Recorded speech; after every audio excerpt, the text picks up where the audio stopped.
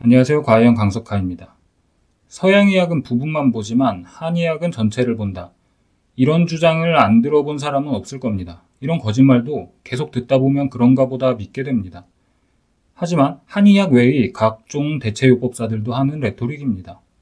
이게 얼마나 허황된 소리인지 현대의학과 비교해보며 확실하게 이해시켜드리겠습니다. 한의학이 전체를 본다고 주장하는 이유는 생리학, 내분비학, 신경학 이런 것들도 모르고 해부학도 모르고 뭐 하나 정확하게 설명할 수가 없기 때문입니다.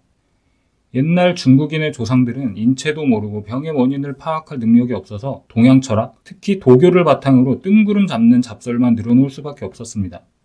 한의학의 전체라는 건 도교적 개념이라 정도가 지나쳐서 우주까지 확장됩니다. 인체를 우주에 대입시킵니다. 무식한 사람들한테는 멋지게 들릴지도 모르겠지만 현실과는 맞지 않는 그냥 헛소리죠. 동의보감에 이게 어떤 관점인지 적혀 있는데 무협영화 보듯이 뇌 빼놓고 멋있는 말이라고 생각하지 말고 얼마나 멍청한 소리인지 음미하며 들어보세요. 좀 길지만 다 읽어보겠습니다. 천지에서 존재하는 것 가운데 사람이 가장 귀중하다. 둥근 머리는 하늘을 닮았고 네모난 발은 땅을 닮았다. 지구에 대해 몰라서 땅이 네모라고 착각하고 발을 억지로 네모라고 한 것 같네요. 하늘에 사시가 있듯이 사람에게는 사지가 있고 하늘에 오행이 있듯이 사람에게는 오장이 있다. 하늘에 육극이 있듯이 사람에게는 육부가 있고 하늘에 팔풍이 있듯이 사람에게는 팔절이 있다. 하늘에 구성이 있듯이 사람에게는 구규가 있고 하늘에 십이시가 있듯이 사람에게는 십이경맥이 있다. 오장육부, 십이경맥 이런 개념들이 실제와 맞는 게 아니고 이렇게 동양 철학 관념에서 나온 허구입니다. 하늘에 24기가 있듯이 사람에게는 24개의 수혈이 있고 하늘에 365도가 있듯이 사람에게는 365개의 골절이 있다. 성인의 뼈는 206개라 365개는 차이가 너무 큽니다. 하늘에 해와 달이 있듯이 사람에게는 두 눈이 있고 하늘에 밤과 낮이 있듯이 사람은 잠이 들고 깨어난다. 하늘에 우레와 번개가 있듯이 사람에게 흐이노가 있고 하늘에 비와 이슬이 있듯이 사람에게는 눈물과 콧물이 있다. 하늘에 음양이 있듯이 사람에게는 한열이 있고 땅에 샘물이 있듯이 사람에게는 혈맥이 있다. 땅에서 물과 나무가 자라나듯 사람에게는 모발이 생겨나고 땅 속에서 금석이 묻혀 있듯이 사람에게는 치아가 있다. 이 모든 것은 사대와 오상을 바탕으로 하여 잠시 형을 빚어놓은 것이다.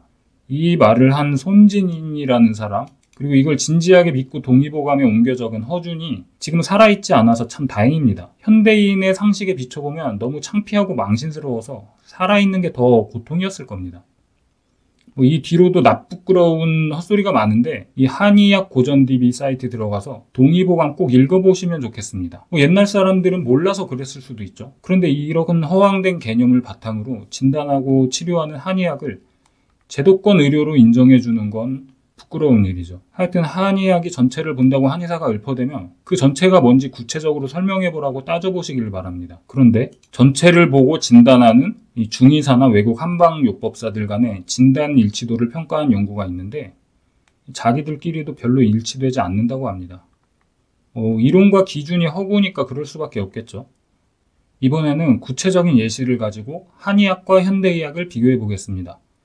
저는 맨날 허리가 아파서 고생인데 현대의학에서는 이 요통의 원인이 어떤 것들이 있는지 재미나이한테 물어봤습니다. 단순한 근육통부터 심각한 기저질환에 이르기까지 매우 다양하다고 합니다. 전문가 수준의 이해를 돕기 위해 이거는 제가 의학과 과학 분야는 전문가 수준으로 답변해달라고 설정을 해둬서 이런 말이 나옵니다. 저 기계적 원인, 비기계적 원인, 연관통 이렇게 세 가지로 분류해줬는데 먼저 기계적 원인에 요추염좌, 추간판 탈출증, 퇴행성 디스크 질환, 척추관 협착증, 척추분리증 및 척추전방 전이증, 후관절 증후군, 천장관절 증후군, 그리고 비기계적 원인의 염증성 척추병증, 감염, 종양은 주로 전이성암이라고 합니다.